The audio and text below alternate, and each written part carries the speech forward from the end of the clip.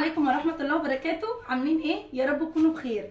مبدئيا بقى كده انا لسه جايه من بره وجعانه وعندي برد يا جماعه، يعني مش بستطعم اي حاجه باكلها، فبقول لجوزي عايزين حاجه تفتح النفس.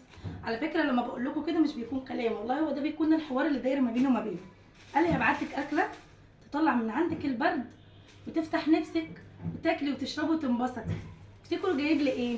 الراجل ده عارف نقطه ضعفي وبيحب يضغط عليها يا جماعه، وانا بسكت؟ لا انا بقول له اضغط، عارفين؟ ما عنديش مشكله.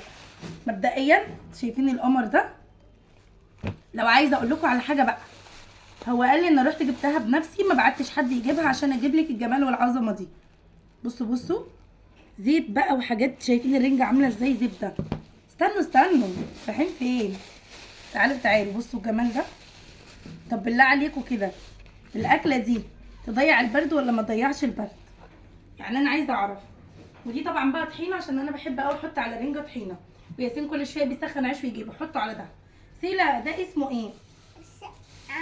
اسمه رنجه. حم كيكه. سيلا مستنياها وعايزه تاكل باي شكل. تعالوا بقى كده نشوف جمال والحلاوه. انا بجد والله العظيم بضعف قدام الاكل ده، بضعف. لو انا ماليش نفسي اكل لا ده بيفتح نفسي قوي صراحه كده يعني. فتعالوا بقى نشوف. استني يا سيلا. اللهم صل وسلم وبارك على سيدنا النبي. بصي تحسي ان انت مش محتاجه تعملي اي حاجه غير ان انت تفتحي مثلا الرنجه بالشكل ده. حاضر.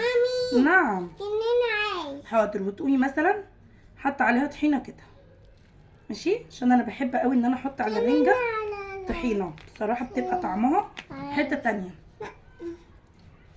الساعه كام بقى؟ الساعه كام يا صابرين للجريمه ان انت بتعمليها دي؟ الساعه كام الجريمه اللي انا بعملها دي؟ الساعه 8 بالليل.